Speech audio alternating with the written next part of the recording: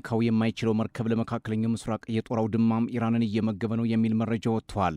የቻይናው የስለላ መርከብ ሊዋንግ ዋን አሁን በዚህ ሰዓት በኦማን የባህር ዳርቻ ላይ እየተንሳፈፈ ይገኛል። በመካከለኛው ምስራቅ ስላሉት ስለ እያንዳንዱ የአሜሪካ ወታደራዊ ንብረቶች መረጃን በቅጽበት እየሰበሰበ በቀጥታም ለኢራንም እያስተላለፈ ነው። ይህ ማለት ምን ማለት እንደሆነ በጥልቅ ማሰብ ያስፈልጋል። አሜሪካ መርከቡ እዚያ መሆኑን ታውቃለች፣ ምን እያደረገ እንደሆነም ትገነዘባለች። ነገር ግን አሜሪካ በዚህ ላይ ምንም አይነት እርምጃ መውሰድ አትችልም። ሊዋንግ ዋን የቻይናም የደህንነት መረጃም ሰብሳቢ መርከብ ሲሆን በዓለም አቀፍ የውሃ ክልል ውስጥ የሚንቀሳቀስ ነው። የአሜሪካም የጦር መርከቦችን አቀማመጥ፣ የአውሮፕላን ተሸካሚ መርከቦች እንቅስቃሴንና የአየር ላይ ክንዋኔዎችን በቅጽበትም ይከላከላል። ያ መረጃም ለኢራን ይጋራል። ይህም ኢራን ላጸፋዊ ጥቃት የሚያስፈልጋትን የኢላማ መረጃ እንድታገኝም ያደርጋታል። በሻንጋይ የሚገኘው ሚዛር ቪዥን የተባለው ተቋም የአሜሪካ ጦር ያሉበትን ቦታዎች የሚያሳዩ የሳተላይት ምስሎችን በይፋ ሲለቅም ቆይቷል። ይህም የኤፍ-22 አውሮፕላኖች ያሉበትና የአውሮፕላን ተሸካሚ ግብረ ኃይሎችን ቦታንም ይጨምራል። ከነዚህ ቦታዎች መካከል አንዳንዶቹ በኋላ ላይ በኢራን ያጸፋ ጥቃት ተመተዋል።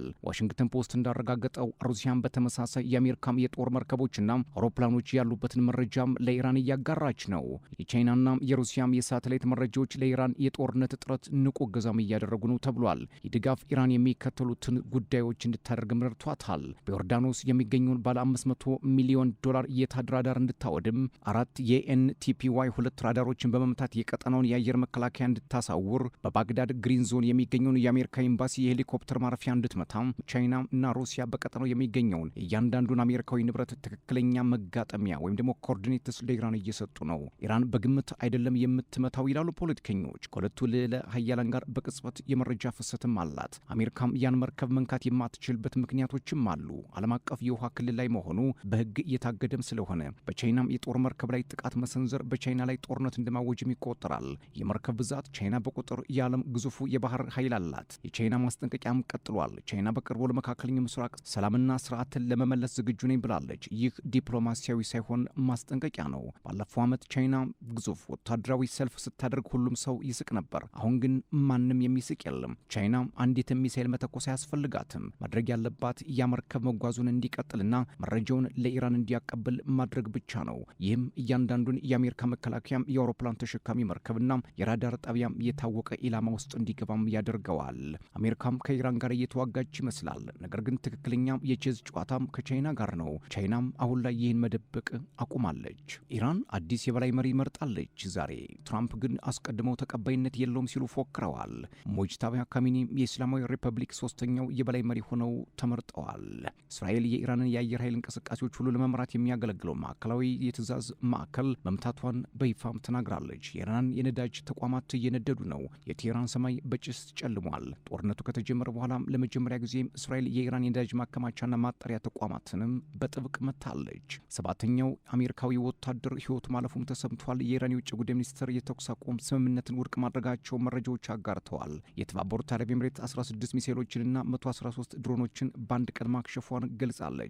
ሳውዲ አረቢያም ለመጀመሪያ ጊዜ ጥቃት ደርሶባታል። በሳውዲ አረቢያም የመኖሪያ ተቋም ላይ በወደቀ ወታደራዊ ሚሳኤል 2 ሰዎች ሲሞቱ 12 መቁሰላቸው ተሰምቷል።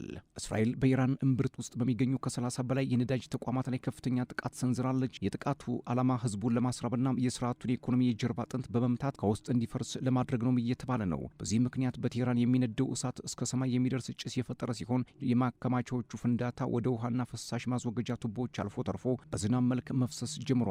በአሁኑ ሰዓት በቴህራን ሰማዩ ጥቁር ዘይት እየዘነበ ነው። የሲኤንኤን ዘገባዎች እንደሚያመላክቱት ኢራን ጥቃቱ እንደደረሰባት በእስራኤል ግዛት ውስጥ በሚገኘው ትልቁ የነዳጅ ማጣሪያ ባዛር ላይ ከባድ ድብደባ በመፈጸም ከጥቅም ውጭም አድርገዋለች። ኢራን የመታችው እነዚህን ተቋማት ብቻ አይደለም። 28ኛውን ትሩ ፕሮሚስ የተሰኘውን ዘመቻዋን በመፈጸም ቴል አቪቭንና ቤርሳቤህንም ደብድባለች። እንዲያውም አንድ ሚሳኤል በኤንቢሲ ቢሮ ቀጥታ ስርጭት ላይም አርፏል። በሚሳኤሎቹም ሰፋሪዎች የሚሸሸጉባቸውን የመከላከያ መጠለያዎች ጭምር አውድማለች።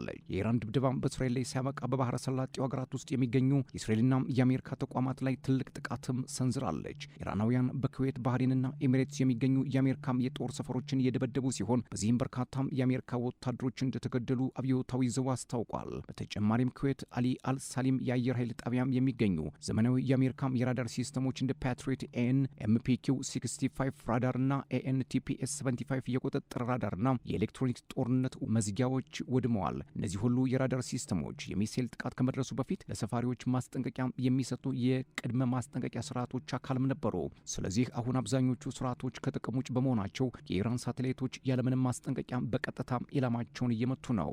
በሌላ በኩል በባህሬን ማናማ ውስጥ የአሜሪካ ጦር አባላት ያሉበት አንድ አፓርታማ የተመታ ሲሆን 5ኛው የባህር ኃይል መርከብ የያዘው ወታደራዊ ጣቢያም ጥቃት ደርሶበታል። በተጨማሪም በዱባይ ማሪያና 23 ታወር ውስጥ የሚገኝና የአሜሪካና የእስራኤል መኮንኖች መኖሪያ በኢራን ድሮን ተመቷል። በደርዘን የሚቆጠሩ ሰዎች እንደተገደሉና እንደቆሰሉ ቢገለጽም እስካሁን ቁጥሩ በይፋ አልተረጋገጠም። ኤምሬትስ ለዚህ ጥቃት ምላሽ ለመስጠት በኢራን የውሃ ማጣሪያ ጣቢያ ላይ ጥቃት ሰንዝራለች የሚል ዘገባ አውጥቷል። ነገር ግን ወዲያውኑ ኤምሬትስ ለጀሩሳሌም ፖስት በሰጠችው መግለጫ ጥቃቱን በይፋ አስተባብላለች። ይህ በእንዲህ እንዳለ ትራምፕና ኔታንያሁ የኢራን ኢላማዎችን መምታት ብቻ ሳይሆን በኢራን እምብርት ውስጥ ልዩ የየብስ ጦር ኦፕሬሽን ለማድረግ እያቀዱ ነው። እንደ አክሲዮስ ዘገባም የአሜሪካ ልዩ ኃይል በኢስፋሃን የሚገኘውን ከፍተኛ የዩራኒየም ክምችት ለመቆጣጠርና ለማውደም አረንጓዴ መብራት አግኝቷል። ትራምፕ ከዚህ በፊት በ12 ቀናቱ ጦርነት ወቅት የኢራንን የዩራኒየም ክምችት አውድም ያለው ብለው ለህዝቡ እንደ ድል መናገራቸው የሚታወስ ነው። በዚህ መሃል ደግሞ 90 በመቶ የኢራን ነዳጅ የሚወጣበትን ካርግ ደሴት ለመቆጣጠር አሜሪካና እስራኤል እያቀዱ መሆኑን የምዕራባውያን ሚዲያዎች ጠቁመዋል። የእነዚህ የነዳጅ ተቋማት ጥቃቶችና ዓላማ በኢራን ነዳጅ ዘይት ላይ በከፍተኛ ሁኔታ የምትደገፈውን ቻይናን በኢኮኖሚ ለማሽመድመድ ያለመ ነው ተብሏል። ክቡራትና ክቡራን ለሰዓቱ የነበረኝ አጭር መረጃ ይሄን ይመስል ነበር። ሰብስክራይብ፣ ላይክ፣ ሼር፣ ኮሜንት እያደርጋችሁ ቤተሰብ ሁኑ። ሰላም።